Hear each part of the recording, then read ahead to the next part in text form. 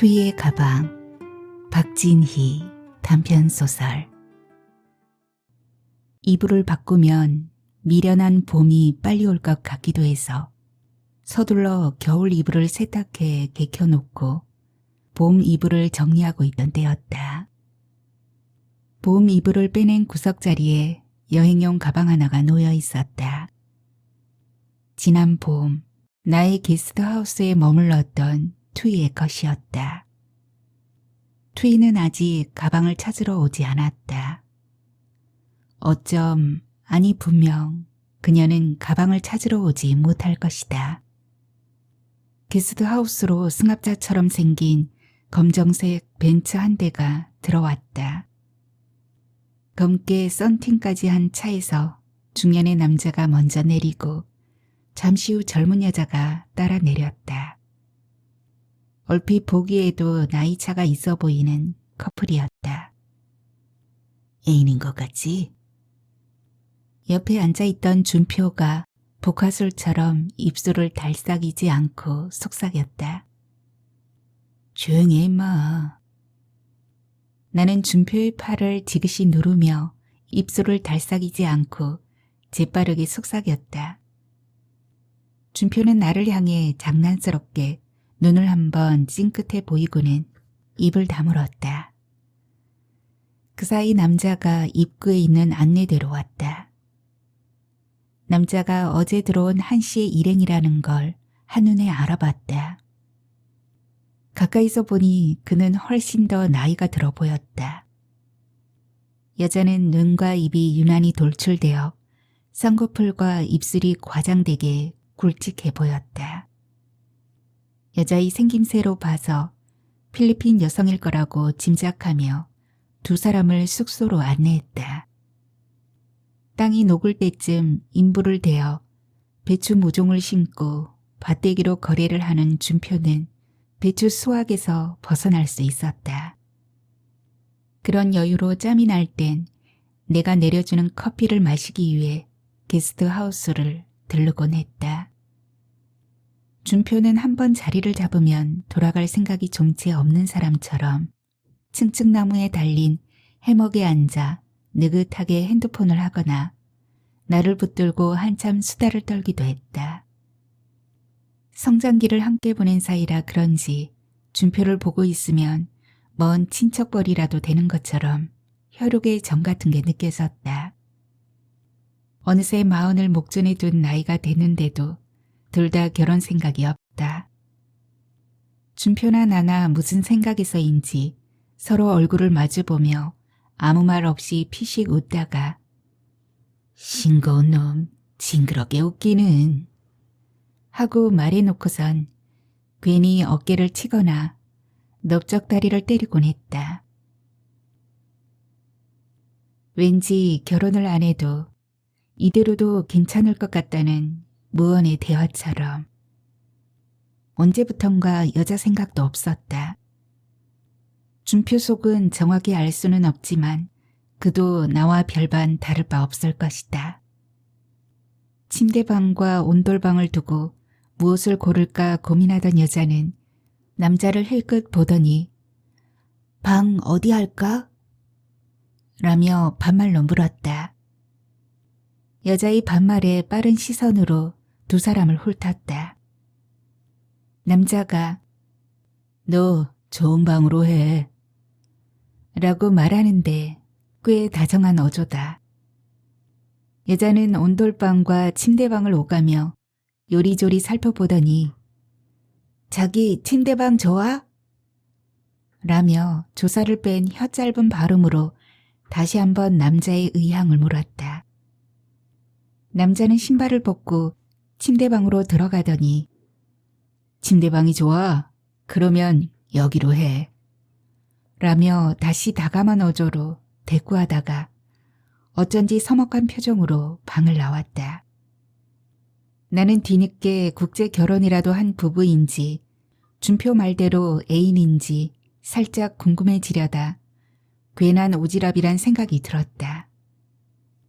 어제 게스트하우스로 먼저 들어온 한 씨와 일행들은 배추 작업자들을 실어나르는 일을 한다고 했다. 한 씨는 베트남, 필리핀 등 주로 동남아 사람들을 관리하고 있다고 자신을 소개했다. 그리고 이곳으로 숙소를 정한 것은 마을의 오래된 여관에 비해 깔끔한 시설인 이유도 있지만 외국인 노동자들이 머무는 숙소와 적당히 거리를 두고 있는 이유도 있다고 했다. 나는 절뚝거리며 계단을 오르는 한 씨를 물끄러미 바라보았다. 다리가 조금 불편하신가 봐요. 관절염이 있어서 무릎이 안 좋아요. 저희 숙소에 엘리베이터가 없어서 어쩌죠? 괜찮아요. 2층까지는 별 문제 없어요. 무릎이 그래서 배추 작업은 어떻게 하세요? 나야 뭐 사람들만 실어 나르지 일은 안 하니까.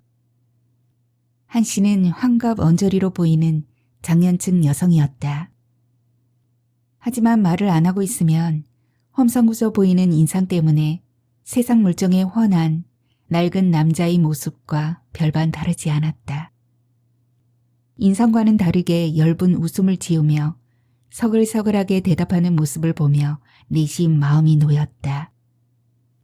나의 안내로 방을 둘러본 한 씨는 만족스러워하며 열흘간의 숙박료를 현금으로 계산했다. 작업이 언제 끝날지 몰라서 작업이 늦어지면 그때 또 계산하도록 합시다. 숙박료 지급을 위해 꺼냈던 현금 뭉치를 손잡이만 달린 핸드백으로 다시 넣는 걸 보면서 요즘도 현금을 저렇게 많이 들고 다니는 사람이 있다는 게 좀 촌스럽다고 생각했다. 숙소 이용객들은 일반적으로 인터넷 플랫폼으로 미리 결제하거나 현장에서 카드로 계산하기 때문이다. 몇 해 전부터 초여름이 되면 게스트하우스로 배추 작업반들이 찾아왔다. 주로 배추밭을 통째로 거래한 사장이나 작업반장들이 숙소를 이용했다. 이들은 제법 많은 액수의 현금을 들고 다녔다. 배추 작업의 모든 거래가 현금으로 거래된다는 걸 숙소 이용객들을 통해 들었기 때문에 알고는 있었다. 나의 게스트하우스는 동네의 허름한 여관보다 하루 숙박료가 10,000원이 더 비쌌지만 이들에게 그런 돈쯤은 문제가 되지 않았다. 초여름, 보름간 작업으로 공무원의 한 해 봉급에 해당하는 수익을 현금으로 벌어들이는 사람들이었기 때문이다. 그러니 방값을 깎거나 내지 않는 때는 없었다. 어떨 땐 내가 숙소를 비운 사이 급히 이동하느라 인사도 없이 사라지는 때도 있었는데 방값을 떼어먹고 가는 사람은 없었다. 한 씨는 다음날 숙소로 온 중년의 남자를 김 씨라고 불렀다. 김 씨는 동행인 동남아 여자를 투이라고 불렀다. 내가 첫인상을 보고 필리핀 여자라고 생각했던 것과는 달리 그녀는 베트남 사람이었다. 김 씨가 방값을 계산한 뒤 벤츠를 몰고 나갔을 때 뒤늦게 외출 준비를 하고 나온 한 씨는 내게 두 사람이 연인 관계라고 일러주었다. 그럼 남자분은 아내가 있는데 저러는 거예요? 한 씨가 연인 관계라는 말을 아무렇지도 않게 하는 바람에 나는 네 하고 대답할 뻔했다. 한 박자 늦게 당황한 나는 당황했다는 걸 티내지 않으려고 했지만 아내가 있는 사람이 바람 피우는 거네요와 같은 내용의 질문을 던지고 말았다. 그게 김 씨는 이혼했어. 한 씨는 내 눈치를 보더니 어정쩡하게 대답했다. 그럼 왜 결혼은 안 하고? 나는 물음을 멈추려고 했지만 의지와는 다르게 계속 꼬리를 물며 질문을 하고 있었다. 나이가 김 씨는 58세, 투이는 28세인데 결혼이 되겠소? 한 씨는 남의 신상과 사생활을 아무렇지도 않게 툭툭 뱉어내듯 말하며 연신 생글거리며 말을 이어나갔다. 결혼하면 여자들은 다 도망가요. 보통은 국적만 취득하고 나면 결국엔 자기 나라 사람이랑 눈 맞아서 튀어버리니까. 투이 같은 애들 이런 일 하는 반장이나 사장들이 하나씩 다 데리고 있어요. 애인 없는 사람이 있는 줄 알아요? 여자들 데리고 있으니 남자들이 돈을 못 모으는 거예요. 저렇게 외제차 끌고 다녀도 다 빚 좋은 기살구지. 배추 사업하는 사람들 돈을 많이 벌어도 여자에다 도박까지 하는 바람에 그에 본 돈을 모두 날리는 사람들도 있다니까. 한 씨는 잠시 숨을 고르더니 올챙이처럼 튀어나온 배 아래로 짧게 뻗어있는 다리를 탈탈 털어냈다. 나는 피식 웃음이 새어나올 뻔한 위기를 가까스로 모면했다. 한 씨는 오래 서 있는 동안 불편했는지 오른쪽과 왼쪽 다리를 번갈아 가며 짝다리를 하면서 다시 이야기를 시작했다. 베트남 애들, 지네들 나라에선 돈을 못 벌거든. 그러니 우리나라에 와서 저러고 있는 거예요. 아니 그거 있잖아. TV 못 봤어요? 베트남은 우리나라 70년대 경제 수준밖에 안 된다니까요. 굶어 죽을 수가 없으니까 여기까지 와서 그러고 있는 거지. 안마 시술소 같은데 전부 매춘 소굴이잖아요. 알고도 가고 모르고도 가고. 당장 먹고 살 수가 없으니 도덕이고 뭐고 있겠어요? 돈만 준다고 하면이야 뭐. 배추일 하는 남자들 애인이 전부 동남아 애들이지. 나는 뭐라고 다음 말을 이어나가기가 애매해서 아무런 대꾸를 못하고 있었다. 이런 경우 남자가 불쌍한 것 같기도 하고 여자가 불쌍한 것 같기도 하다는 생각이 들었다. 남자도 여자도 모두 서로 애정도 없이 쉽게 취하고 쉽게 버리는 관계란 생각이 들면서도 어째 도덕성을 나무라기엔 그들의 삶에 속사정이 있는 것 같았다. 따로 묻지 않아도 짐작할 수 있는 안타까운 사정들이 줄줄이 꿰어져 나와 불륜이니 불법이니 하는 법의 잣대로는 규정할 수 없는 그런 사연을 동정해야만 할 것 같았다. 외출을 하려고 나왔던 한 씨는 시간이 한참 지났는데도 자리를 뜰 생각을 하지 않고 뭔가 더 얘기하고 싶은데 미처 하지 못한 사람처럼 우물쭈물하는 모습이었다. 그리고는 거추장스럽게 나온 배를 잡고 자세를 바로잡는가 싶더니 아예 테이블 위로 배를 턱하니 걸치며 이야기할 태세를 단단히 갖추는 것이다. 게스트하우스 마당엔 커다란 가문비 나무가 있고 별이 머리 꼭대기에서 비춰도 해를 피할 수 있는 그늘 자리에 나무로 짜인 야외 테이블이 오밀조밀 놓여 있다. 나는 앙증맞은 테이블 위에 한 씨가 배를 턱하니 걸쳐놓은 기묘한 자태에 시선을 어디에 둬야 할지 몰랐다. 의자가 없는 것도 아닌데 굳이 서서 툭 튀어나온 배를 숨겨도 시원찮을 판에 저렇게 내놓고 드러내다니. 나의 신경이 어정쩡하게 한 씨의 배로 쏠려 있을 때 그녀가 다시 이야기를 시작했다. 코로나가 터진 이후엔 중국 사람들도 잘 없고 베트남이나 필리핀 사람들이 많이 와요. 거의 대부분이 불법 체류자들이죠. 뉴스에서나 듣게 되는 불법 체류자란 말을 아무렇지도 않게 하는 한 씨를 텅 빈 눈으로 바라보았다. 그리고 몇 해 전 중국인 인부들이 단체로 나의 숙소에 귀가한 적이 있었다는 걸 떠올렸다. 중국인들이 들고 다니는 커다란 가스통과 웍이 먼저 떠올랐다. 그리고 유난히 오랫동안 기억을 붙들고 있는 것은 그들의 음식 재료였다. 그들은 마당에서 취사했는데 승합차로 함께 이동하며 자신들이 먹을 음식을 모두 싣고 다녔다. 음식 재료들은 유난히 예사롭지 않았다. 순댓집에서 사 먹던 내장과는 분명 규모가 다른 어마어마한 양의 내장들을 푸른색 봉지에 넣어 다녔다. TV에서나 보던 쇠로 된 웍에 기름을 가득 부어 늘 무언가 지지고 볶았다. 질펀한 음식들이 중국 반점에서 사용하는 하얀 플라스틱 그릇에 담겨 게스트하우스 마당, 온종일 그늘자리를 만들어주는 가문비 나무 아래 테이블 위로 차려졌다. 그들의 식사 장면을 빤히 바라보는 게 신뢰가 될 것 같아서 한 번도 제대로 쳐다본 적은 없었다. 외국인 노동자들이 식사할 땐 되도록 드나드는 일도 삼갔다. 하지만 멀찌감치 바라만 봐도 테이블 위의 음식들은 한국인들이 편하게 즐길 수 있는 음식으로 비치지 않았다. 의도치 않게 그들의 식자재를 선명히 볼 수밖에 없었던 일이 있었는데 배추 작업반들은 하루 일당을 놓칠세라 급하게 짐을 챙겨서 이동하곤 했다. 그러다 보니 내가 외출을 한 사이 짐을 모두 챙겨 떠나버린 경우가 적지 않았다. 사실 이들이 게스트하우스에 머무는 동안에도 그닥 마주칠 일이 많지 않았다.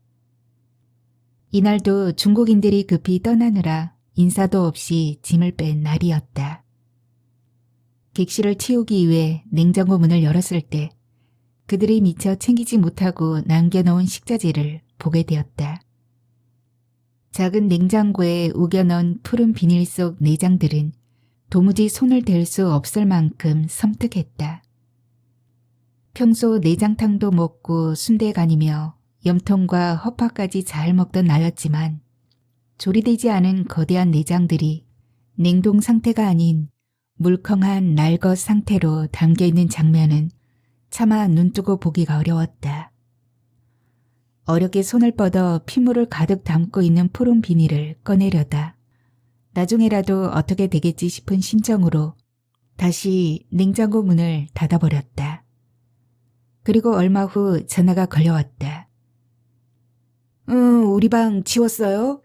냉장고 음식 버렸어요? 비닐에 있는 고기. 떠듬떠듬 한국말이 서툰 중국인의 음성이 소화기 너머에서 전해졌다. 아직 버리지 않았다는 말에 안도의 한숨을 내쉰 중국인은 곧 찾으러 온다는 말을 남기고 전화를 끊었다. 그들에겐 이 내장들이 얼마나 중요한 음식 재료인지 다시 숙소로 차를 돌려서 찾으러 오겠다는 것만 봐도 알 수 있었다. 중국인이 다시 오기로 한때 외출할 일이 생겼다. 푸른 비닐봉지를 상자에 담아 냉장고에 들어있는 아이스팩 몇 개를 함께 넣어둔 뒤 안내대에 올려두었다. 그리고 전화를 걸어 알려줄까 하다가 방금 나눈 어색한 대화가 떠올라 전화는 그만두고 숙소를 비웠다. 준표와 함께 숙소로 돌아왔을 때 중국인들이 자신들의 식자재를 찾아갔는지 안내대 위에 상자가 보이지 않았다. 상자가 있던 자리에는 5,000원짜리 지폐 한 장이 놓여 있었다. 준표는 너덜너덜한 5,000원 지폐를 보더니 피식 웃으면서 말했다. 뭐야? 팁 남긴 거야? 자식들 웃기네. 팁을 남기려면 파란색을 남기던가. 배추 뽑는 놈들이. 준표 너보다는 매너가 좋은 것 같은데 뭘 그래 임마. 난 왠지 짠하다. 나는 땀에 젖어 너덜너덜해진 것 같은 5,000원짜리 지폐를 만지작거리며 말했다. 5,000원이란 금액의 크기보다 팁으로 얼마를 남긴다는 것 자체가 이상하게 그들이 가진 자존심처럼 느껴졌다.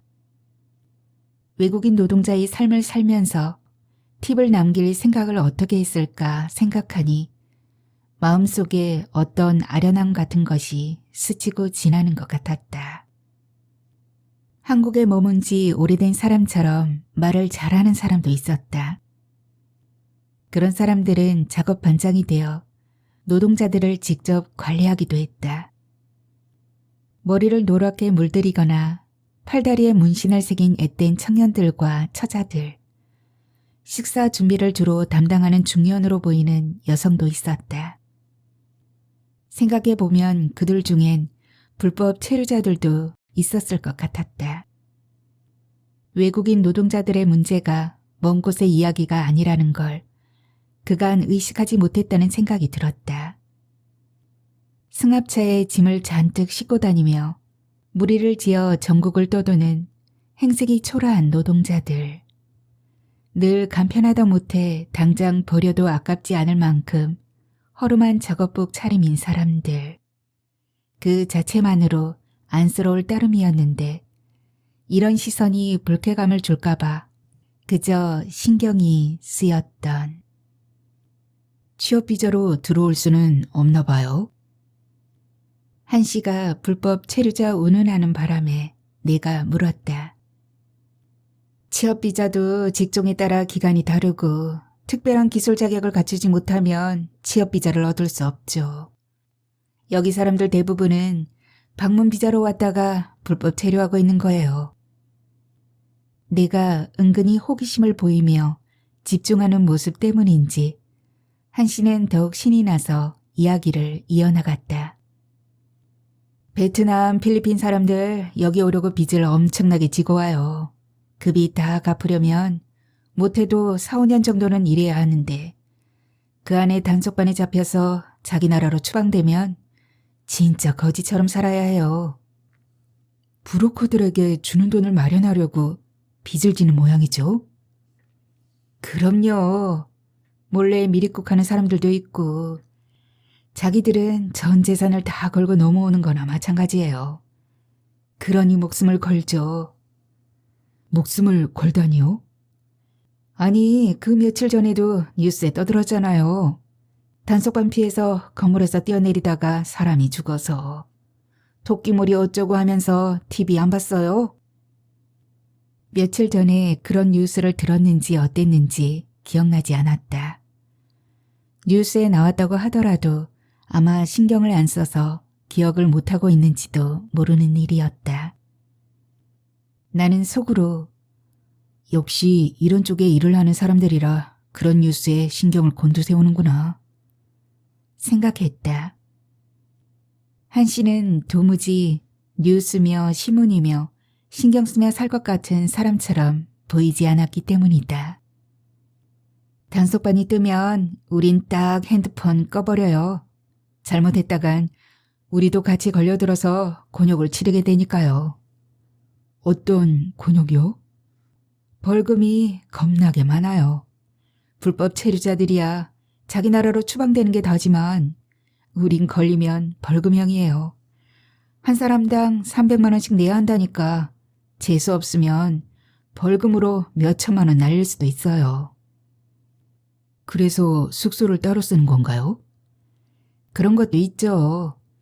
같이 있다가 엮이기 좋으니까. 그리고 걔네들 더럽기도 참 더러워. 예전에 같은 차로 함께 다녔는데 짐으로 바퀴벌레가 얼마 와서 혼났다니까요. 그러고 나서는 차도 따로 타고 거리를 두는 게 여러모로. 한 씨는 이런 일에 이골이 난 사람처럼 외국인 노동자들의 속사정을 아무렇지도 않게 말했다. 그리고 외국인 노동자들을 도구처럼 여기고 있다는 것을 여실히 느낄 수 있었다. 머릿수에 따라 우리한테 수당이 떨어지니까 노동자를 많이 모으면 모을수록 돈이 커지죠. 코로나 때문에 입국이 제한되기도 하고 미입국도 쉽지 않아져서 많이 줄어버린 거예요. 우린 사람만 데려다주면 돈이 되니까 최대한 많이 모으려고 하죠. 이 일 하다가 다른 일 못해요. 제가 이 나이에 어디 가서 이런 돈 만져보겠어요.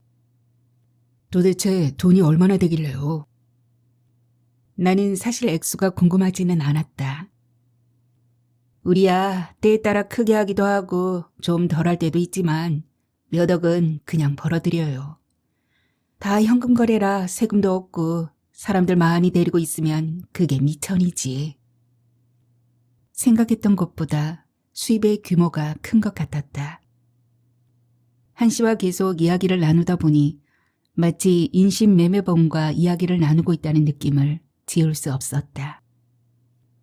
불법 체류자들을 데리고 다니면서 일을 시키고 사람 수에 따라 수수료를 받아서 거대 수입을 벌어들이는 구조라니. 돈을 떼이거나 부당한 취급을 당해도 자신들이 불법 체류자란 이유로 어디 가서 말을 할 수 없는 사람들을 이용하는 건 아닐까 의심이 들기도 했다. 우린 배추 끝나면 무작업도 해요. 규모가 큰 해남이나 무주, 정선 같은 지역은 우리가 집을 매입해서 일꾼들 거주할 곳을 마련해 주죠. 그런 지역은 숙소를 구할 수도 없어요. 그러니 민가를 구해서 개조하거나 땅을 사서 조립식으로 집을 지어요. 가만히 듣고 있자니 이 사람들이 움직이는 인력 규모가 엄청난 것 같았다.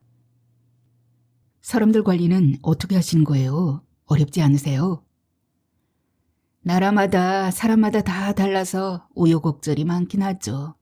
이런 일 오래 하다 보니 사람들 특색을 알아서 이제는 아무 문제 없이 하고 있죠. 중국 사람들 부부가 같이 오는 경우가 있는데 그런 사람들은 꼭 방을 따로 마련해줘야 해요. 절대로 다른 사람들과 섞여서 자려고 하지 않죠. 그리고 음식도 꼭 자기들이 장을 봐서 직접 해먹으려고 해요. 우리나라 음식 안 먹고 자기 나라 음식을 해서 먹죠. 가스통을 들고 다니면서.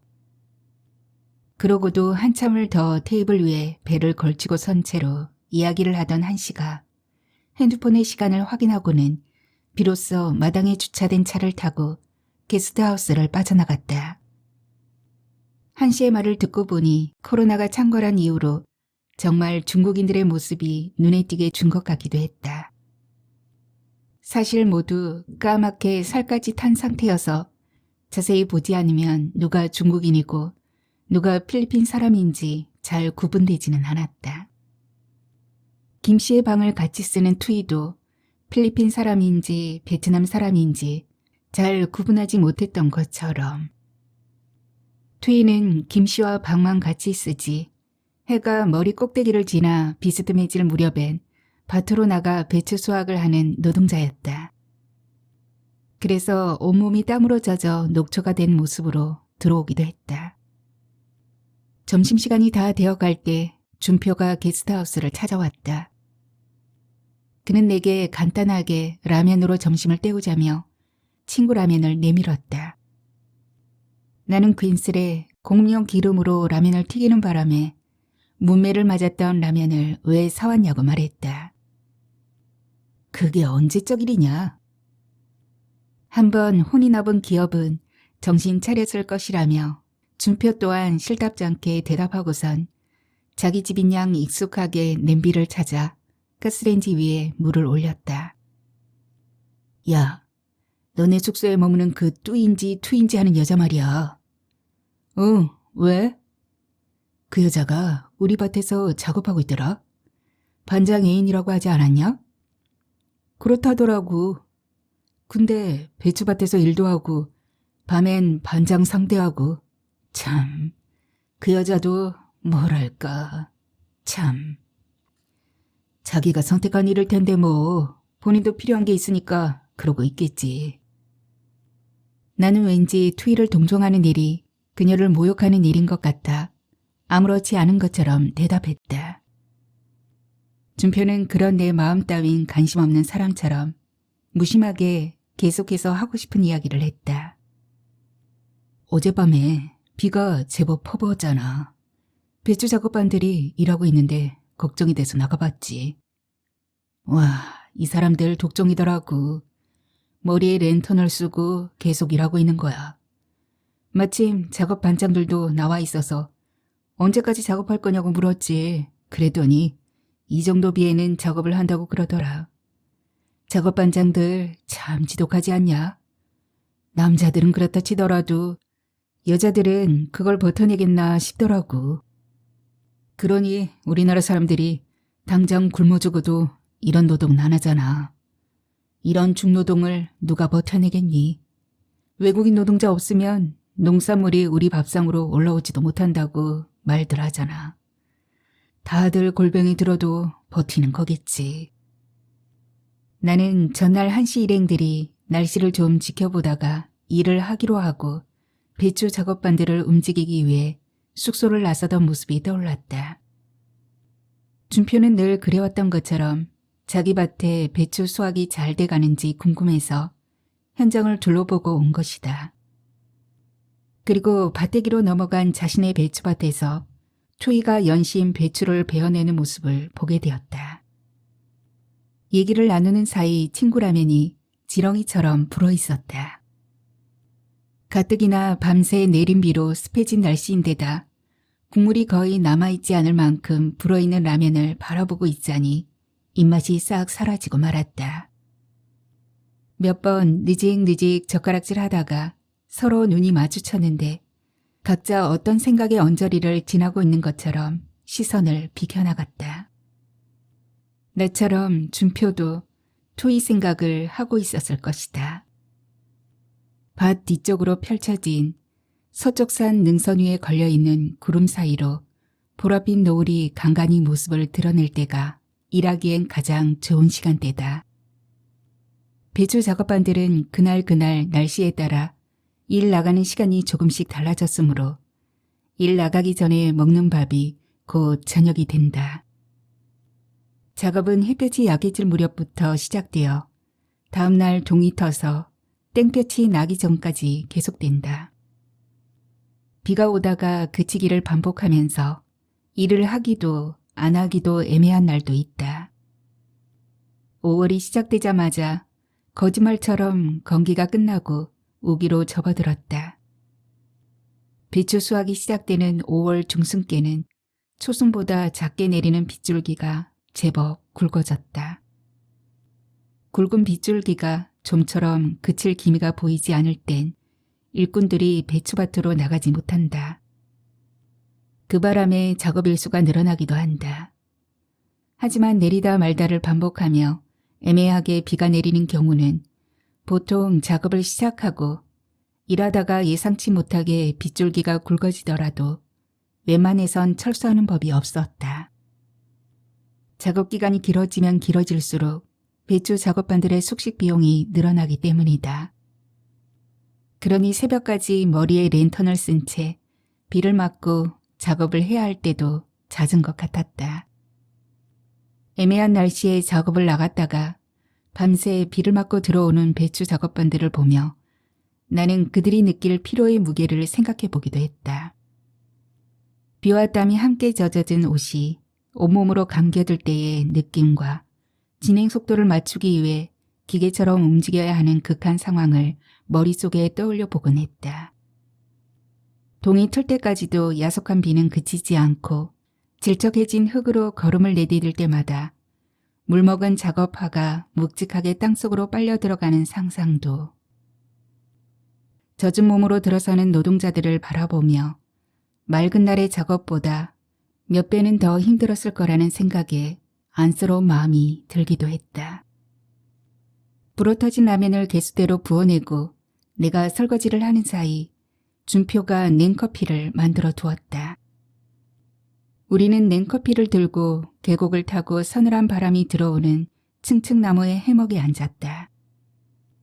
요람인 양 해먹에 온몸을 파묻은 준표는 머릿속 어딘가에 알처럼 박혀있는 지난해 봄배추 이야기를 꺼냈다. 작년에 배추 농사 말아먹은 거 너 알지? 지난해 거래처 사장이 우리 숙소에 머물렀잖아. 보름치 숙박료 계산했다가 서둘러 방을 뺀다는 바람에 일수 계산해서 환불해 줬었지. 배추가 안 좋게 되어서 수확할 수 없다고 그러면서 그분 말로는 수억 원 피해를 받아던데. 그렇지. 알고 보니 그게 다 육무장에서 모종을 잘못 주는 바람에 생긴 피해였던 거야. 육무장에선 배째라는 식이더라고. 참나. 그놈들 전부 도둑놈들이야. 하루 이틀 거래하던 사이도 아닌데 자기들도 모르고 줬다고 자기들도 피해자라고 막 핏대를 세우는데 상종을 못하겠더라고. 배추가 알이 차기 전에 꽃대가 생기기에 이게 무슨 이변인가 했었지. 밭대기로 거래한 사장은 배추 하나도 못 건지고 거래금만 물어줬잖아. 육무장에서 준 모종이 기존에 거래하던 거랑 다른 거였대. 우린 그런 것도 모르고 추대가 우후죽순처럼 올라오길래 기후 때문에 그런지 알았지. 그놈들 돈을 처먹었는지 신품종이라고 몰래 들여와선 모른 척 우리 농가에 뿌린 거야. 야, 그런 건 고발해야 하는 거 아니냐? 혼자 힘들면 장목반이 단체로 대항하던가. 법으로 손해배상을 청구하고 싶어도 책임 소재를 밝혀내기가 어렵대. 증거도 남아있지 않고 결국 거래처 사장이나 배추밭 주인들이 손해를 고스란히 떠안게 되는 거야. 지역에 따라서는 밭대기로 계약하면 결과물이 어떻든 100% 지불해야 하는 곳도 있지. 그런 경우는 정말 죽고 싶을 거다. 가장 손해를 많이 보는 사람은 결국 밭대기 거래를 한 사장이라고 볼 수 있지. 이런 사장들은 한 지역에 2만 평 넘게 거래하는 경우가 많아서 한 지역에 농사를 망치면 손해가 이만저만이 아니거든. 밭 주인도 배추가 온전히 수확만 되면 거래 금액을 모두 받을 수 있지만 수확을 못하는 경우는 사장에게 50%밖에 못 받게 되니 손해가 연쇄적으로 발생하게 되는 거야. 그리고 배추 수확이 정상적으로 잘 이루어져야 서리태콩을 심을 수 있는데 농민들도 이중으로 손해를 보는 거지. 배추밭은 비닐이 멀칭이 되어 있어서 바로 그 자리에 서리태콩 모종을 심게 되어 있잖아. 가을 벼 수확이 끝날 무렵에 수확하면 그게 고스란히 순수익으로 남게 되는데 이런 경우 인부 사서 콩 심어봤자 가을에 수확하고도 남는 게 하나도 없어. 그러면 그냥 밭 갈아엎고 콩농사 안 지면 안 돼? 멀쩡히 있는 땅을 놀리면 그게 농부겠니? 비닐 멀칭이 되어 있는 배추밭은 망친 자리를 갈아엎지도 못해. 결국 밭 주인이 인부를 대든 어떻게 해서든 배추 작업을 끝내야 하는 거야. 배추 농사나 서리태콩 농사 중 어느 것 하나라도 어그러지면 수입이 없는 거나 마찬가지지. 가을이 되면 외지에서 콩 수확팀들이 들어왔다. 게스트하우스에 콩 수확팀들이 묵는 때도 있어. 사실 농부들이 서리태 콩 농사를 포기하게 되면 숙소 운영에도 영향을 미치는 것이다. 우리 마을의 경우 배추 수확이 성공적으로 이루어져야 모든 비용이 상쇄되고 가을에 수확한 서리태 콩의 수입이 밭 주인의 순수익으로 잡히는 것이다. 그러고 보니 작년에 흉작을 당한 거래처 사장은 올해 우리 마을에 오지 않은 것 같았다. 왔다면 분명 우리 게스트하우스로 숙소를 정했을 것이기 때문이다. 준표는 머릿속에 알처럼 박혀있는 지난해의 기억을 한동안 퍼올리며 한숨처럼 뱉어낼 것 같았다.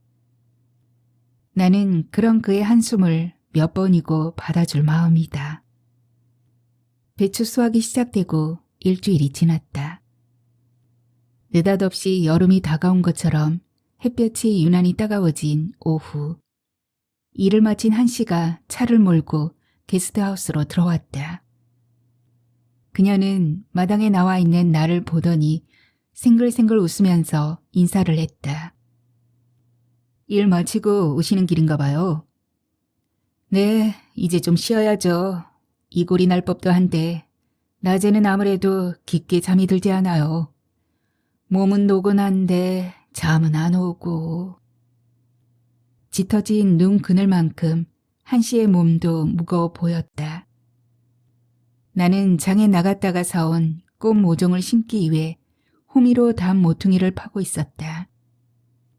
한씨가 방으로 들어갈 생각이 없는 사람처럼 가문비 나무 아래 테이블에 자리를 잡고 앉았다.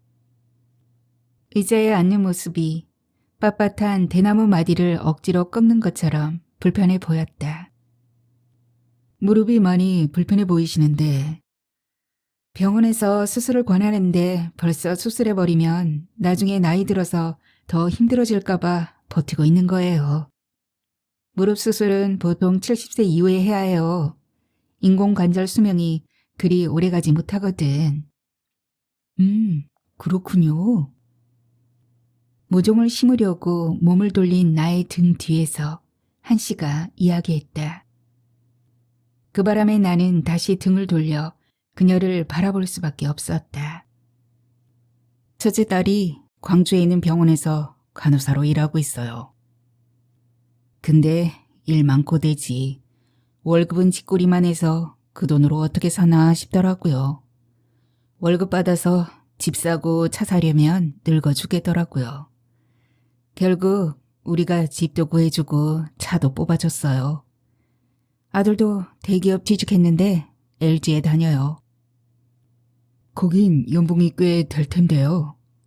하이그, 나는 대기업이라고 해서 월급이 셀 줄 알았지. 형편없더라고요.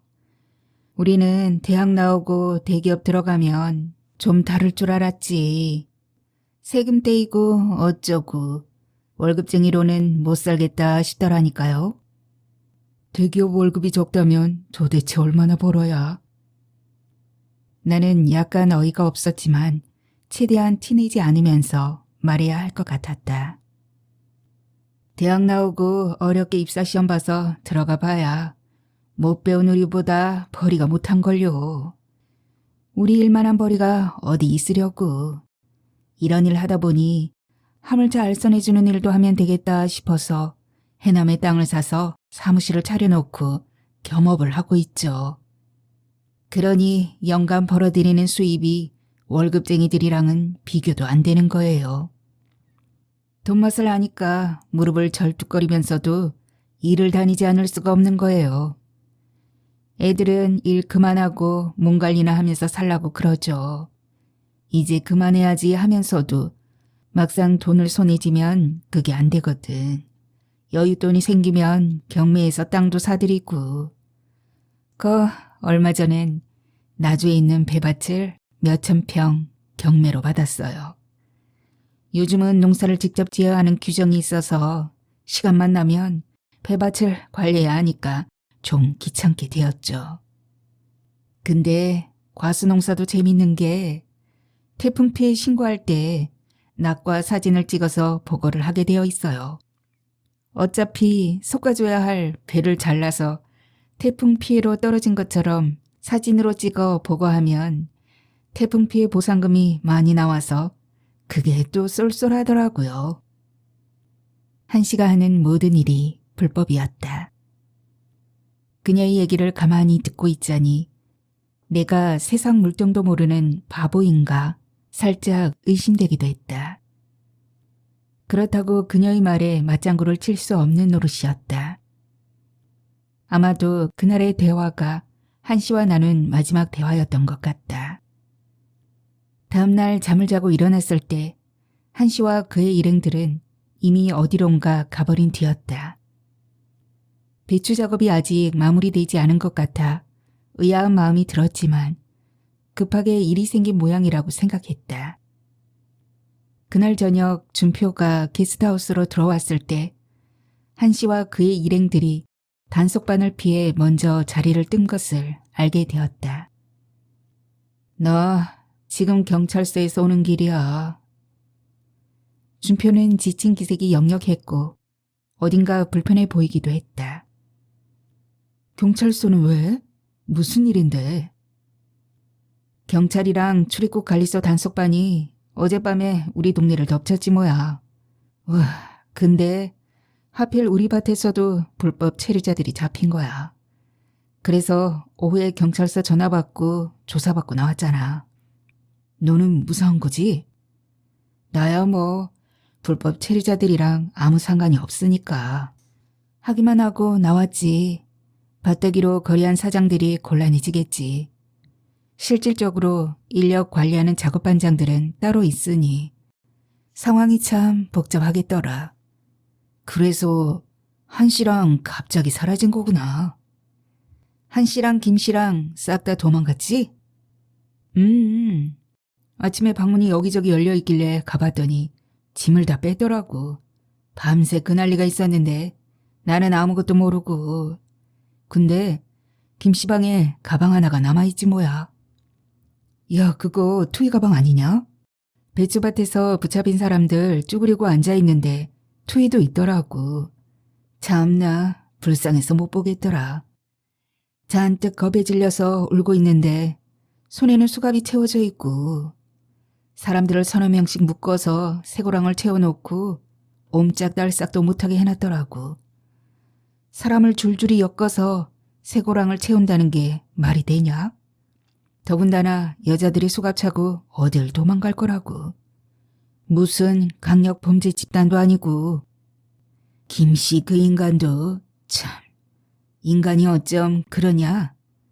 근데 한씨 말이 붙잡힌 사람들 전원 추방한다고 하던데 이 가방은 어쩌면 좋냐? 그냥 버려야지 별 수 있냐? 나는 문득 한씨가 올챙이처럼 튀어나온 배를 테이블 위에 걸쳐놓고선 불법 체류자들에 대해 늘어놓던 이야기가 떠올랐다. 그녀의 기이한 자세 때문에 묘하게 신경 쓰며 듣던 그 이야기. 외국인 노동자들도 한국서 오래 일하더니 인건비 단합을 하는 거예요. 그 바람에 인건비가 너무 올라버린 거죠. 정부에서도 물갈이가 한번 필요하다고 판단하고 올 상반기까지 외국인 노동자 2만 명 잡아들인다고 하잖아요. 곧 단속반들 대대적인 토끼몰이가 있을 거예요.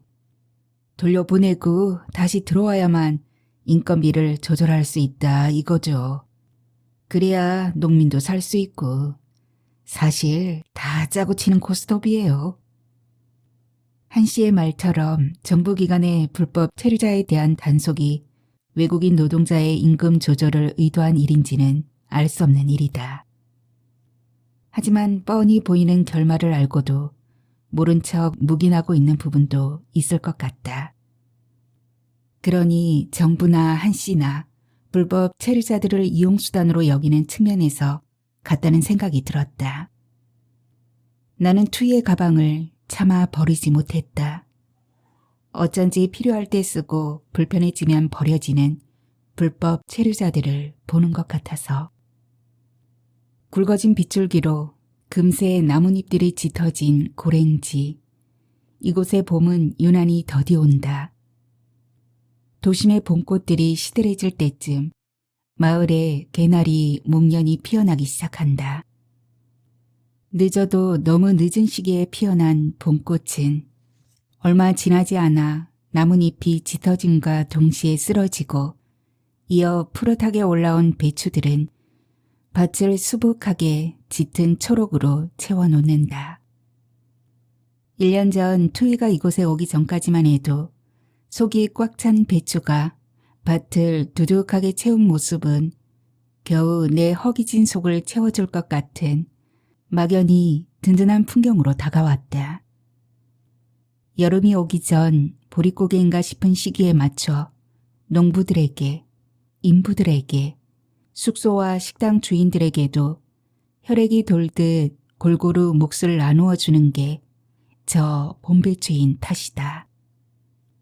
하지만 다시 봄을 맞아 이물없게 자라고 있는 배추를 볼 때면 내게 돌아올 몫을 떠올리기보다 어딘지 모르게 무심하다는 생각이 먼저 드는 것이다.